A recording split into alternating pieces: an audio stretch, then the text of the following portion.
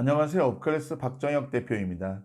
오늘 여러분과 함께 질문은 가장 좋은 내비게이션, 질문은 가장 좋은 내비게이션이라는 제목으로 여러분과 이야기를 나누어 볼까 합니다. 네, 지금 많은 20, 30대 분들이 질문하는 것을 참 꺼려하고 좀 뻘쭘해하고 어려워합니다. 그런데요, 사실 질문이 여러분의 인생의 많은 고민들이나 현실적인 문제들을 풀어주는 데 있어서 가장 좋은 열쇠가 되고 좋은 방법이 됩니다. 그러면 어떻게 질문을 해야 여러분이 지금 앞에 닥친 문제들을 해결하고 여러분이 원하는 이런 삶을 살 수 있을까 좀 이야기를 좀 나눠보고 싶습니다. 사실 예전에는 이제 정보를 수집할 수 있는 루트가 많지 않았기 때문에 대부분 사람들에게 질문을 할 수밖에 없었어요. 그런 경험을 했다든지 그런 일을 해본 사람이라든지 이런 사람에게 질문을 할 수밖에 없었죠. 부모님이 되었든 선생님이 되었든 교수님이 되었든 직장의 선배 직원이 되었든 질문할 수밖에 없었습니다. 하지만 지금 모르는 것이 있다면은 스마트폰을 꺼내 들고 검색부터 하죠. 저는 검색하는 게 나쁘다는 생각은 안 합니다. 하지만은 인터넷 검색으로 나오는 결과물들은 여러분의 문제를 해결해 주는 데 있어서는 턱도 없이 아주 부족한 정보일 수밖에 없습니다. 특히 여러분들 중에서 기획이나 마케팅 같은 이런 쪽 직무나 업무를 해보신 분들은 아시겠지만 진짜 좋은 정보들은 인터넷에 나오지 않습니다. 유튜브에도 안 나오는 경우가 많죠. 정말 좋은 정보들은 직접 사람을 통해서 만나거나 아니면은 우리 구독을 해서 받아보거나 어쨌든 비용과 시간이 드는 유료 정보인 경우가 많습니다. 그렇지 않은 경우에는 사람과 직접 만나서 물어보거나 사람에게 직접 질문을 해야 되는 그런 정보들이죠. 그럼 여러분 질문을 우리가 어떻게 바라봐야 될지 여러분 좀 좋은 사례를 하나 말씀드릴까 합니다. 일단 이 얘기를 하기 전에 제가 좀 드리고 싶은 말씀이 있어요. 여러분 중에서는 가끔 그런 분들 계십니다. 특히 남자분들. 내가 누군가에게 질문하는 것을 무척 속된 말로 좀 뭐라 그럴까요? 자존심 상하고 내가 마치 능력이 부족해서 남들에게 질문하는 거다라고 이렇게 착각하는 분들이 계십니다. 아닙니다. 지금 제가 드린 말씀 들어보시면 똑똑한 사람일수록 성공한 사람일수록 질문하고 남에게 조언을 구하고 질문하는 사람이라는 걸 아시게 될 겁니다. 여러분 그 미국 사람들이 가장 존경하는 대통령은 누굴까요? 뭐 사람마다 다르겠지만 여론조사를 해보면 항상 3위 안에 드는 분이 계십니다. 지금은 돌아가셨지만은 80년대 초반 미국을 강대국의 반열로 확실히 굳힐 수 있었던 그 대통령 로널드 레이건입니다. 로널드 레이건은 여러분도 잘 아시겠지만 영화배우 출신입니다. 그리고 소위 말하는 명문대를 나온 사람도 아니고요. 또 어렸을 때 부유한 가정 환경에서 태어난 사람도 아닙니다. 소위 말하는 흙수저죠. 그리고 명문대 출신도 아닙니다. 그럼에도 어떻게 이분이 미국의 제40대 대통령까지 되었고 그리고 연임에 성공해서 8년간 대통령을 할 수 있었죠. 그리고 로널드 레이건의 가장 큰 업적은 미국과 소련으로 양분된 냉전 시대를 종식시켰습니다. 냉전 시대는 2차 대전 이후에 약 40년이 넘게 계속 지속되었던 전 세계의 그런 일종의 규칙이나 이런 것들을 한 방에 무너뜨렸던 사람이 로널드 레이건입니다. 참 아이러니하죠. 여러분 미국 대통령 하면 어떻습니까? 명문대, 좋은 집안에 최소한 로스쿨 나온 변호사 이런 정말 어마어마한 스펙의 최강자들이 올라가는 곳이 미국의 대통령입니다. 근데 어떻게 이 로널드 레이건은 대통령을 8년이나 했고 엄청난 업적을 이룬 그리고 지금까지도 미국 사람들이 존경하는 대통령이 되었을까요? 그 비결은 질문을 잘한다는 겁니다. 아까 말씀을 제가 드린 대로 로널드 레이건은 똑똑한 사람이 아니에요. 그러다 보니까 항상 전문가에게 질문하고 누군가에게 조언을 듣고 이런 것들이 익숙하고 또 그런 것들을 너무 잘하는 분입니다. 그래서 그 레이건 대통령이 집권하던 8년 동안은 정말 미국에서 각 분야의 최고 전문가들이 백악관에 모여서 많은 정책들을 개발했고 실제로 그 정책들 덕분에 당시에 미국이 경제적으로 상당히 어려웠습니다. 최강대국이긴 했지만은 70년대 후반부터 경제가 무지 안 좋았었는데 그것을 다시 경제 회복도 살렸고 경제 개발도 다시 할 수 있었고요. 그리고 정말 지금 우리가 바라보는 미국의 초강대국이 되었던 그 초석을 쌓을 수 있었습니다. 그런 것처럼 똑똑한 사람들일수록 질문을 잘하고 남에게 조언을 듣는 것을 참 이렇게 즐겨하고 좋아하는 것 같습니다. 하지만 여러분들 뭐 이 영상을 보시고 그런 생각도 드실 거예요. 아이, 그래요. 박정희 대표 말 알겠어요. 하지만 정말 쉽지가 않아요. 질문하는 거. 이런 말씀 하십니다. 네, 이해합니다. 그 이유는 있어요. 여러분이 예전처럼 많은 형제 사이에서 자란 세대가 아니죠. 그리고 또 인간관계가 좁죠. 지금 직장 다니는 분들이 이 영상을 대부분 보시겠지만 우리 회사원 되고 나서 직장생활 하시면서 사회생활 하시면서 인맥이 좁아지는 느낌 드시죠? 만나는 폭이 좁아지는 거 느끼십니다.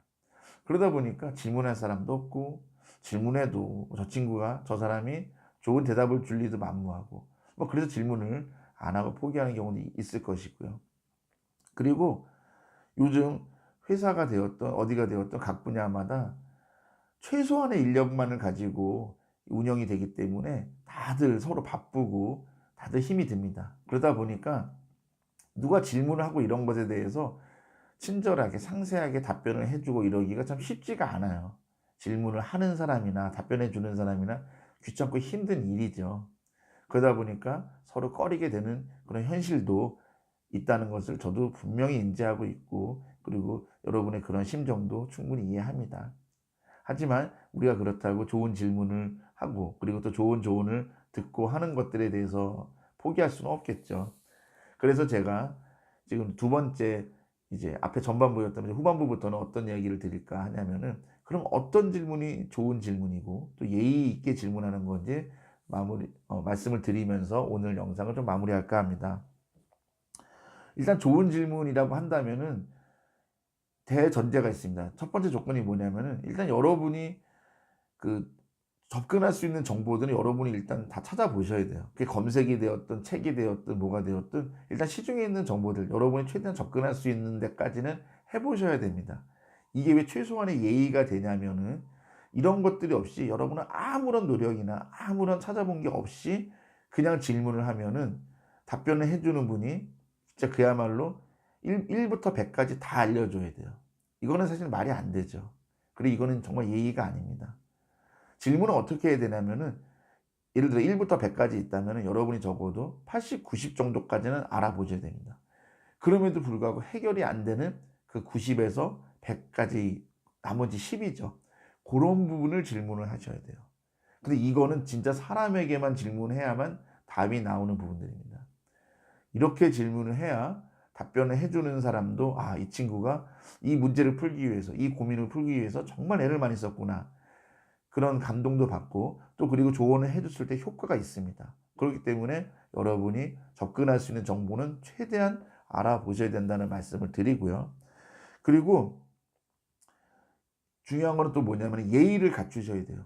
사실은 질문을 했다고 답변을 해줄 의무는 없습니다.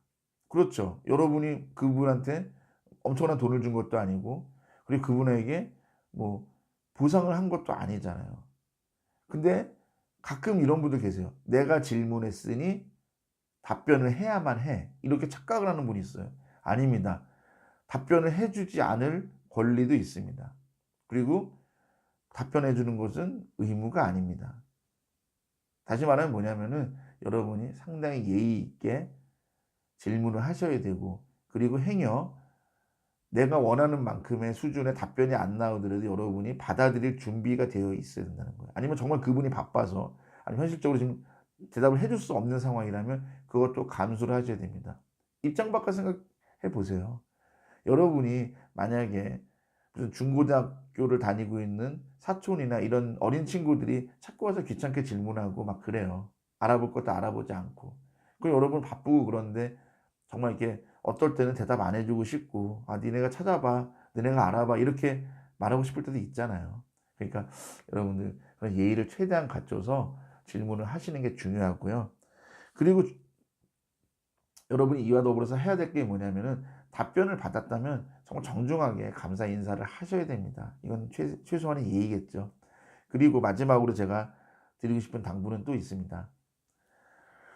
가끔 그런 분들이 계세요. 이렇게 도움을 줬는데 그냥 그 이후로 연락이 뚝 두절된 분이 있어요. 이러면은 어떻겠어요? 그 답변을 주고 도움을 준 분이 정말 좀 힘이 빠지고 허탈하겠죠. 그래서 저는 여러분을 그랬으면 좋겠어요. 좋은 이제 조언을 듣고 좋은 답변을 들어서 이제 정말 잘 됐어요. 그렇다면은 잊지 마시고 근황을 알려주는 차원에서 그 도움을 주신 분에게 간단한 연락을 주세요.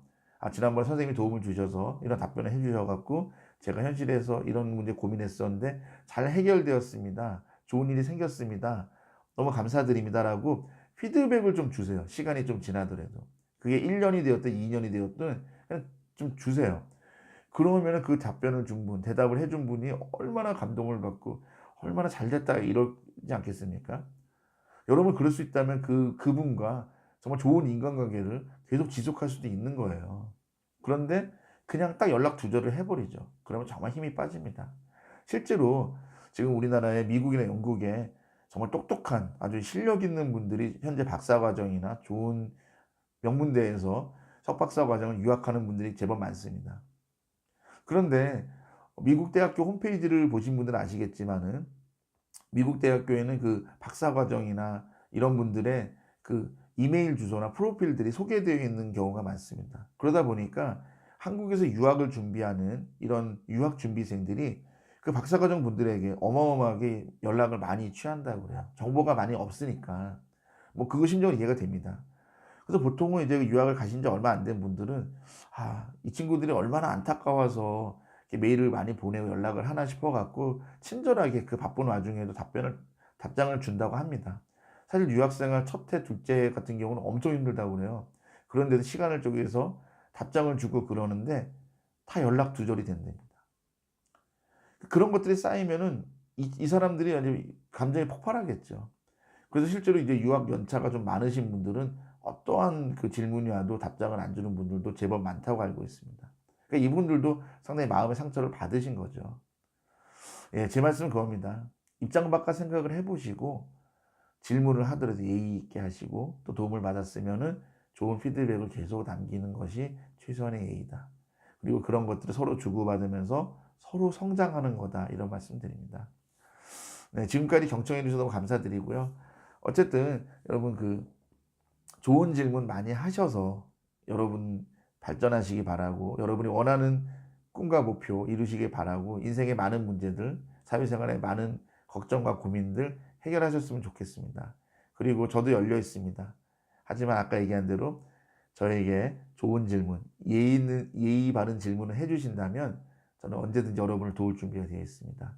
네, 오늘 영상 여기까지 하기로 하고요. 다음번에는 더 좋은 영상, 더 유익한 영상으로 여러분께 다시 찾아올 것을 약속드립니다. 고맙습니다.